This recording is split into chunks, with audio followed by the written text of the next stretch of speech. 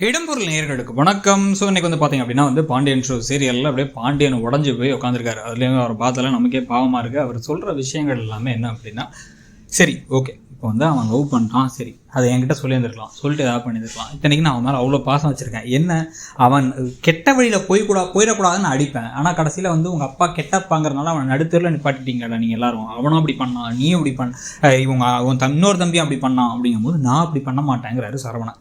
நீங்கள் ரொம்ப நல்லாப்பா, உங்களை மாதிரி அப்பா கிடைக்க கொடுத்து வச்சிருக்கணும், நீங்கள் எங்களுக்காக அவ்வளோ செய்வீங்க அப்படின்னு அவர் சொல்லிக்கிட்டே இருக்கும்பொழுது, இல்லைடா இந்த கதிர் இப்படி பண்ணுவான்னு எதிர்பார்க்கல. அதுவும் அந்த குடும்பம் நமக்கு எவ்வளோ பகையான குடும்பம், நம்மளை எவ்வளோ மோசமாக நடத்துகிற குடும்பம், பேசுகிற குடும்பம்னு தெரியும்.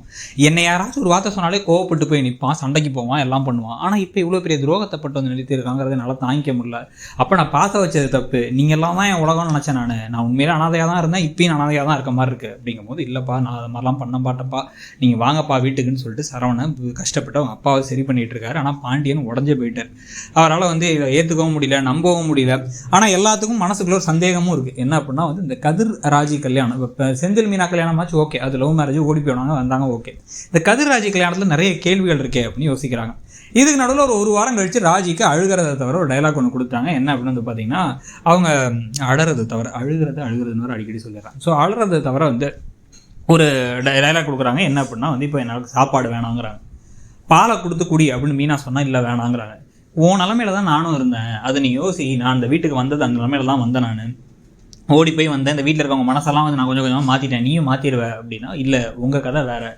நீங்கள் காதலிச்சு ஒருத்தர் கூட ஓடி வந்து கல்யாணம் பண்ணீங்க, அவர் கூட அவர் உங்களுக்கு உறுதுணையாக நிற்க ஒவ்வொருத்தங்க மனசையாக ஜெயிச்சிங்கிறது வேறு. ஆனால் நான் என்னை பிடிக்காத, என் குடும்பத்தையே பிடிக்காத ஒரு ஆளை சூழ்நிலையால் கல்யாணம் பண்ணியிருக்கேன், இந்த கல்யாணத்துக்கு நான் ஒத்துட்டு இருந்துருக்கவே கூடாது அப்படின்னா, சரி ஓகே அது முடிஞ்சிருச்சு, அதை தவிர உன்ட்டு வேற என்ன வழி இருக்குது அப்படின்னா, நான் செத்துருப்பேன் அப்படிங்கிறாங்க. சாகரன்னு அதை பற்றியே பேசிட்டு இருக்காதம்மா லூஸு அப்படின்னு திட்டி விட்டு, மீனா ஒழுங்கா பாலக்குடி, எல்லாம் சரியாயிடும், தெரியாமல் ஒரு விஷயம் நடந்துருச்சு, இதுக்கப்புறம் நீயும் நல்ல பொண்ணு, அவன் அந்த பையன் நல்ல பையன், எல்லாம் கொஞ்சம் கொஞ்சமாக சரியாயிடும் அப்படின்னு சொல்லிட்டு இருக்காங்க. இதுக்கு நடுவில் தான் வந்து பார்த்தீங்க அப்படின்னா வந்து குடும்பத்தில் இப்போ தான் பழனிவேல், செந்தில், அரசி 3 பேர்த்துக்கும் நல்ல டவுட் வந்துருச்சு, ஏதோ தப்பாக இருக்கீங்க அப்படின்னு சொல்லிட்டு. சரி ஓகே, அரசி தெளிவாக கேள்வி கேட்குறாங்க. நீங்கள் முன்னாடியே திருச்செந்தூர் போயிட்டீங்க, இவங்க அதுக்கு பிறகு தான் கிளம்பி வந்தாங்க. 2 நாள் கழிச்சு அம்மா கூடயும் அண்ணி கூட தான் இருந்திருக்க, அவங்க கிளம்பி வந்த பிறகு தான் போய் கல்யாணம் பண்ணியிருக்கேன். அப்போ அந்த நடுவில் இந்த 2 நாள் இவங்க யார் கூட தங்கியிருந்தாங்க, இவங்க எப்படி தனியாக ஓடி போக முடிஞ்சு, அவங்க எங்கே தங்கியிருந்தாங்க, முதல்ல வந்து எங்களை விட அதிகமாக நீ தான் அந்த குடும்பத்தை மேலே கோவப்படுவேன், அப்புறம் எப்படி இந்த காதலில் செஞ்சு நீ காதலிச்ச மாதிரி எங்களுக்கு எந்த அறிகுறியுமே தெரியலையே அப்படிங்கும் பொழுதே பழனியும் கேட்குறாரு. நான் அவள் காணாமல் போனான்னு சொன்ன உடனே என் ஃப்ரெண்ட்ஸை விட்டு தேட விடுறேன்னு தானே நீ சொன்னேன், அதுக்கு ஃபோட்டோ கூட வாங்கினியே, எல்லாத்தையும் பண்ணிருந்தியே, ஃபோட்டோலாம் வேணும்லாம் கேட்டுட்டு இருந்தியே, எப்படி உங்களுக்குள்ள காதல் வந்துச்சு, எனக்கு அது தெரியவே தெரியாது, என்ன நடக்குதுங்க அப்படின்னு கேட்குறாங்க. எல்லாரும் மாற்றி கேள்வி கேட்க, செந்திலும் வந்து அந்த கேள்வியை திருப்பி நோண்டி கேட்க, அப்போ நான் தூக்கம் வருதுங்கிறாரு கதிர். எங்களுக்கெல்லாம் தூக்கம் வராமல் பண்ணிட்டு நீ ஏன்டா தூங்குறா சொல்கிறா அப்படின்னு சொல்லிட்டு இருக்கும்போது மீனா அங்கே வந்துடுறாங்க. உனக்கு எதுவும் விஷயம் தெரியுமா, உண்மையை சொல்லு, இவன் வந்து அந்த பொண்ணு 2 நாள் அங்கே இருந்தானா, நீ உனக்கு இந்த லவ்வெல்லாம் தெரியுமா அப்படின்னா, அறகுறையாக தெரியும் அப்படிங்கிறாங்க. என்ன அறகுறையாக தெரியும் அப்படின்னா, கதிருக்கு ராஜி மேலே லவ் இல்லை, ராஜிக்கு தான் கதிர் மேலே ரொம்ப லவ். அவள் திருப்பி வந்து இவன் வேணும்னு ஆசைப்பட்டா, அவளை கல்யாணம் ரெஜிஸ்டர் பண்ணதுனால, கல்யாணம் நிச்சயம் பண்ணதுனால இவன் கூட ஓடி வந்துட்டா, அவ்வளோதான். அதை தாண்டி இவங்க கல்யாணம் பண்ணிக்க போகிறாங்கன்னு எனக்கு தெரியாது, ஆனால் இவங்க 2 பேரும் காதலிக்கிறாங்கன்னு எனக்கு தெரியும், அதனால தான் வந்து இதெல்லாம் நடந்துச்சு அப்படிங்கும்போது இதெல்லாம் யாரும் நம்புற மாதிரி இல்லை, ஏதோ பொய்யா இருக்குது, உண்மையை சொல்லுங்க அண்ணி, என்ன நடந்துச்சு அப்படின்னு அரசி கேட்க, அண்ணியை சந்தேகப்படக்கூடாதம்மா நீ அப்படின்னு சொல்லிட்டு வந்து சமாளிக்கிறாங்க. மீனா க்யூட்டாக வேறு எப்பயும் போல் நடிக்க, அந்த குடும்பமே இப்போ ஒரு மாதிரி கொஞ்சம் சகஜமாயிட்டு இருக்காங்க. பாண்டியன் தான் ரொம்ப உடஞ்சி போயிருக்காரு, எல்லாத்துக்கும் காரணமான கோமதி என்ன செய்யறதுன்னு தெரியாமல் ஆளையே காணும், அப்ஸ்காண்ட் ஆகிட்டாங்க.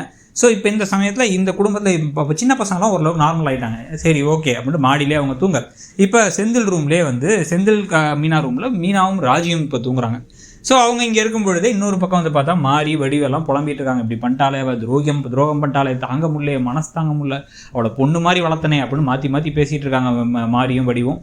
அப்போ பாட்டி வந்து நிம்மதியாக தூங்குறாங்க. நீங்கள் எப்படி நிம்மதியாக தூங்குறீங்கன்னா, எனக்கு சந்தோஷமாக தான் இருக்குது, நீங்கள் தான் 2 குடும்பத்துக்கும் ஜென்ம பகன், நீங்கள் சின்ன பிள்ளைங்க பாரு, ஒருத்தர் காதல் வச்சுட்டு கல்யாணம் பண்ணி வச்சுங்க, இன்றைக்கி இல்லைனாலும் இன்றைக்கி முறப்பையனை தானே கல்யாணம் பண்ணியிருக்கா, இதை வச்சு அந்த 2 குடும்பமும் சேரப்போகுது அப்படின்னு எனக்கு தோணுது.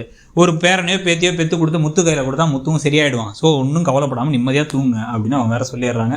ஸோ அடுத்து என்னென்ன நடக்க போதோ, அங்கே 2 பேரும் மூஞ்சியை கொடுத்து பேசி கூட மாட்டாங்க, அவங்கள வேறு வந்து பேரன் பேத்தி வேறு பெற்றுக்க சொல்கிறாங்க. அதை வச்சு இன்னும் ஒரு வருஷத்துக்கு அதை தாராளமாக ஓட்டலாம். ஸோ அதை பற்றி நீங்கள் என்ன நினைக்கிறீங்கிறத சொல்லுங்கள். தேங்க்யூ. இடம்பொருள் நேயர்கள்.